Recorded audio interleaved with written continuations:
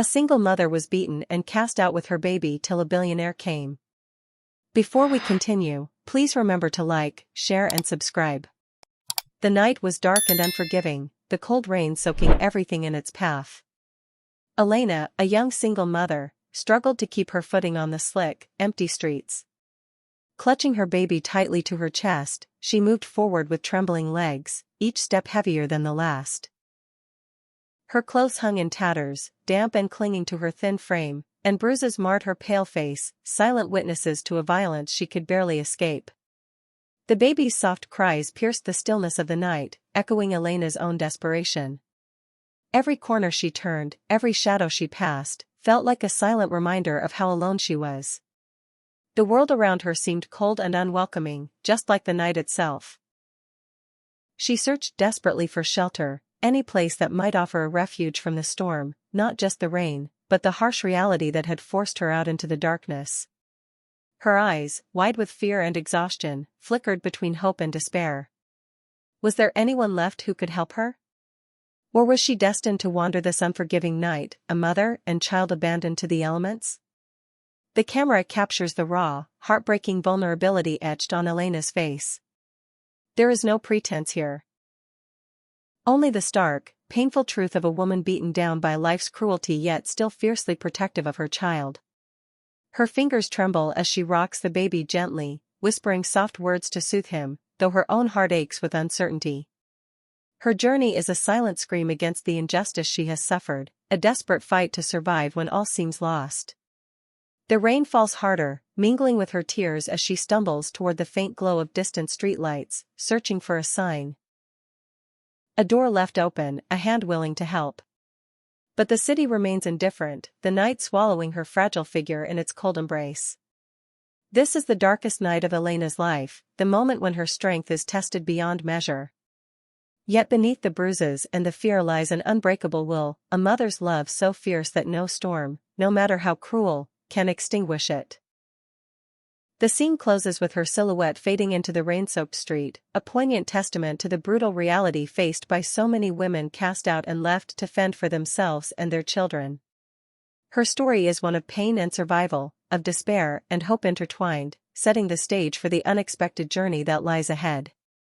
The cold wind cut through Elena's thin jacket as she stood hesitantly before a weathered front door. Her baby, wrapped in a worn blanket, whimpered softly in her arms, a fragile sound against the heavy silence of the neighborhood. Gathering every ounce of courage, Elena knocked, her knuckles barely making a sound over the pounding rain. She hoped, desperately hoped, that someone, anyone, would open and offer her refuge, even just for a moment. But the door remained firmly shut. She turned to the next house, her heart pounding with a mix of fear and urgency. The porch light flickered briefly before plunging back into darkness. As she moved closer, she caught sight of a figure through the window, a woman who met her gaze with a cold, unyielding stare. Elena's voice faltered as she called out softly, pleading for help, but the window shutter snapped closed, cutting her off. The sound echoed in the night like a final judgment. Each step she took brought her to more closed doors and indifferent faces. Neighbors averted their eyes, crossing to the other side of the street. Some whispered behind cupped hands, their words sharp and unkind, painting Elena as a burden, a threat to their quiet lives. Even those distant family members she once thought would stand by her now turned away, their voices cold and their arms closed. The camera lingers on Elena's face, a mixture of exhaustion, heartbreak, and disbelief. Her eyes brim with tears, but she blinks them back, not wanting to scare the baby. Her hands tremble, fingers tightening around the small bundle against her chest. She is utterly alone in the world, cast out without warning, with nowhere safe to go. The loneliness is palpable, a heavy weight pressing down on her soul. Elena's steps slow, her body sagging under the crushing burden of rejection. The baby's soft cries grow louder, mirroring her own silent scream. The harshness of the world has become a tangible barrier, one that seems impossible to cross. In this bleak moment, the physical cold mirrors the emotional frost encasing her heart. The rain continues to fall, mingling with the tears she finally allows to slip free. Every closed door, every turned back, every averted glance is a blow, deepening the wounds that no one sees. Yet, beneath her despair, there is a flicker, a quiet resilience that refuses to be extinguished. The scene captures the raw and painful reality of a mother left to fend for herself and her newborn. It reveals not just her vulnerability but the crushing isolation that comes with being rejected by the very people who should offer comfort and protection. This moment marks a turning point, setting the emotional foundation for the journey ahead, a journey fueled by courage, desperation, and the faint hope that somewhere, beyond the darkness, help will come. As the scene fades, Elena stands alone beneath the harsh glow of a street lamp, a solitary figure against a backdrop of closed doors and cold hearts, embodying the heartbreaking loneliness of those cast out and forgotten. Rain continued to pour relentlessly from the night sky as Elena sat slumped against the side of a cold brick building. Her baby slept in her arms, skin clammy and breath shallow, while she shielded them both with her thin, soaked coat. Her body trembled with fatigue, her face streaked with water and tears, but her eyes remained open, distant, barely seeing the world around her. She had no more doors to knock on, no more strength to beg. For the first time in her life, she felt the terrifying pull of hopelessness taking hold. Headlights sliced through the rain, casting long shadows on the pavement. A sleek black car slowed as it approached the alley. It was a vehicle that didn't belong in this part of town. Polished, expensive, untouched by the storm. The driver hesitated, then pulled over. The door opened with a soft click, and from inside stepped David, a man draped in tailored clothes and quiet confidence. His eyes, sharp and observant, quickly fell on the small figure huddled against the wall. At first, he frowned, unsure of what he was seeing. A woman, soaked, bruised, cradling a child, curled against the elements like she was invisible. Something in David's chest tightened. This wasn't just a random encounter. There was something about the quiet desperation in Elena's posture, the protective way her arms wrapped around her baby, that struck him deeply. He took a step forward.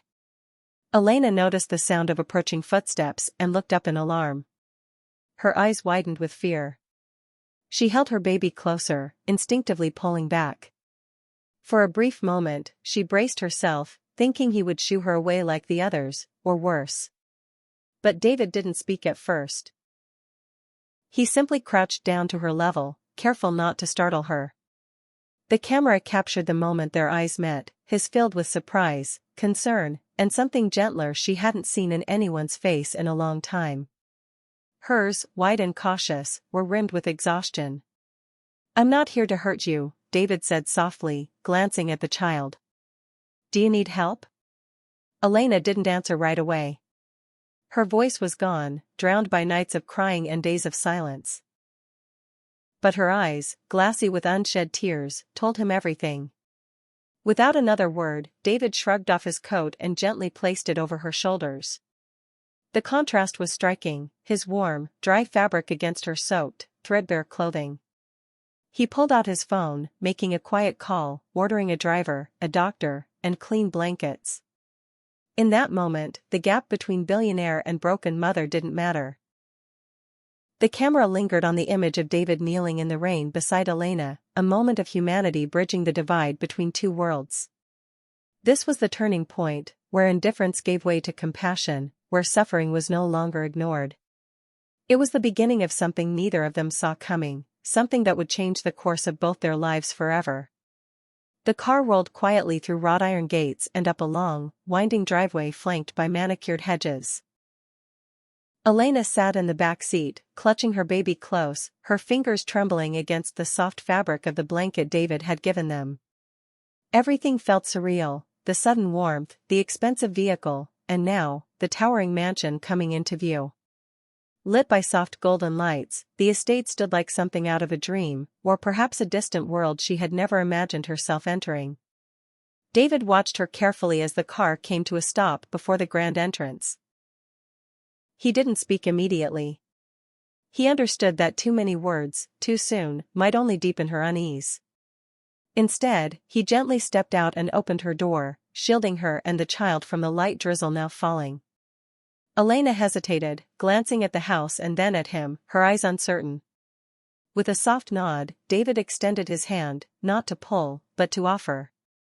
Slowly, she accepted it. The doors of the mansion opened, revealing a warmly lit foyer with polished floors and a sweeping staircase.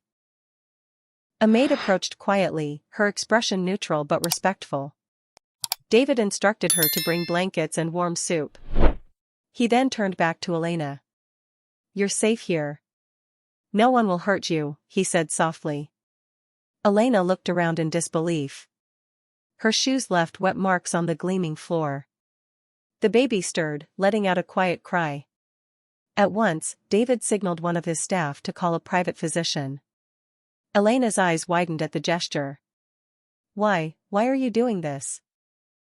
she finally asked, her voice raspy from cold and exhaustion.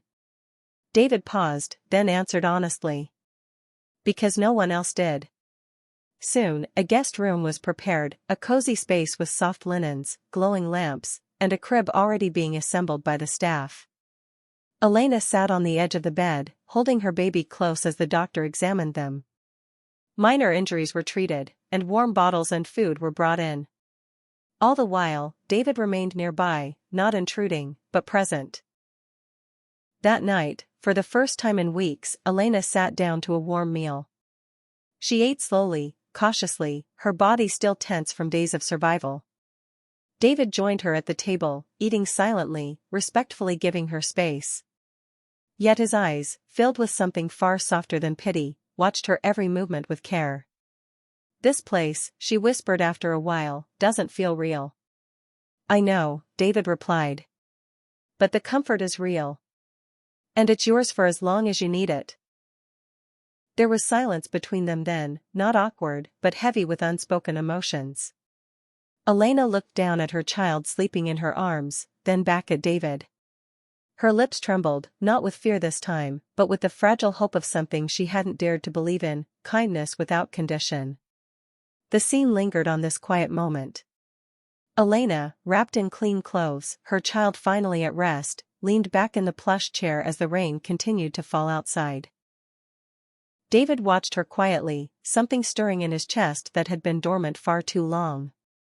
Not pity. Not guilt. But empathy. Two people from opposite worlds had crossed paths under the harshest conditions. And now, in the silence of his mansion, healing had begun, not just for Elena, but for David too.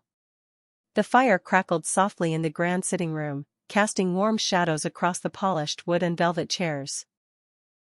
Outside, dusk began to settle, and the mansion that once felt overwhelming now seemed quieter, more intimate. Elena sat on the edge of a cushioned bench near the fireplace, wrapped in a thick shawl, her baby asleep in the nearby bassinet. The flickering light danced across her face, revealing both the wear of hardship and the early signs of healing.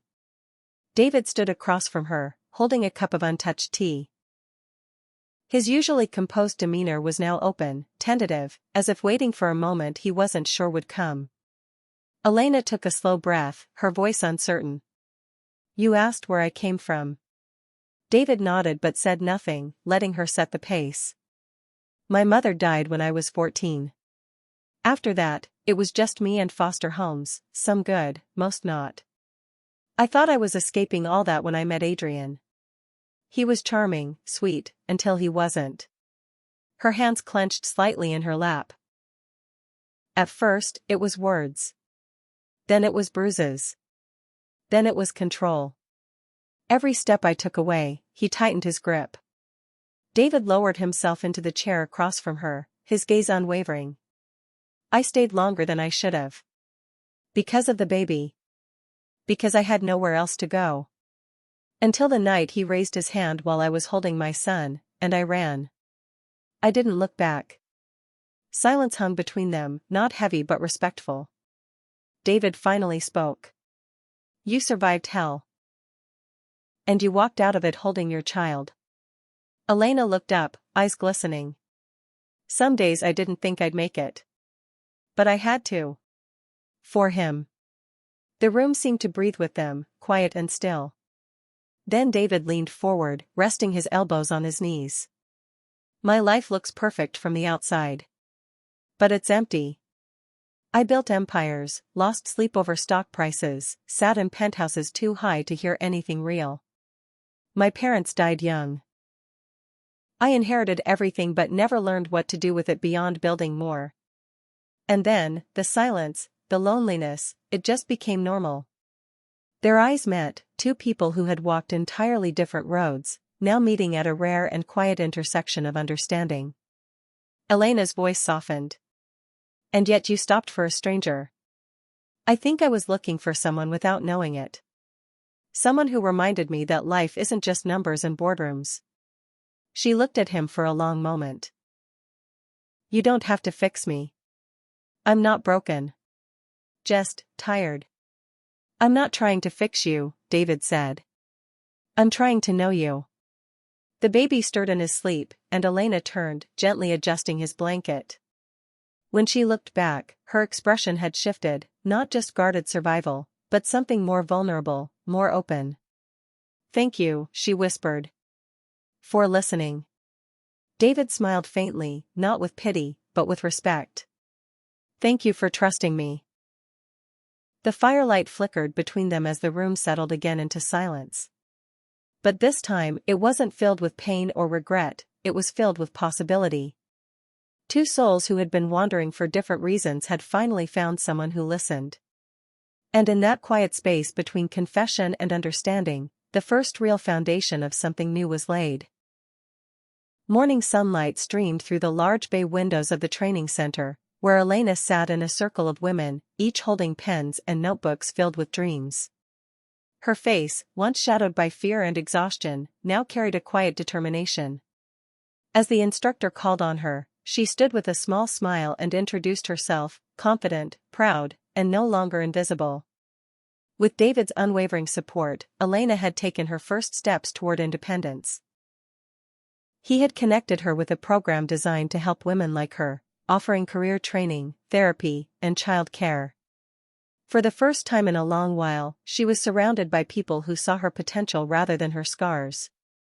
The camera followed her through small but powerful victories, learning to write a resume, attending interviews, and nervously starting her first job at a local community center. The pride in her eyes was mirrored in her son's laughter as they played together in the cozy apartment she now called home. The child, once restless and frightened, was thriving, his world now filled with toys, warmth, and a mother who no longer lived in fear. Meanwhile, David's life was changing, too. Inspired by Elena's courage, he stepped back from his corporate empire and began channeling his resources into a foundation for women and children escaping domestic abuse. Boardrooms were replaced with classrooms and community halls, where he listened more than he spoke, learning what it meant to make real impact. He and Elena met often, not always in lavish rooms, but in parks, cafes, or volunteer centers where their work overlapped. Their connection had deepened, grounded not in pity or obligation, but mutual respect. He saw her not as someone he'd saved, but as someone who'd changed him, someone who had shown him what strength truly looked like. One evening, as the sun dipped low behind the trees, they stood side by side at the opening of a new shelter funded by David's foundation.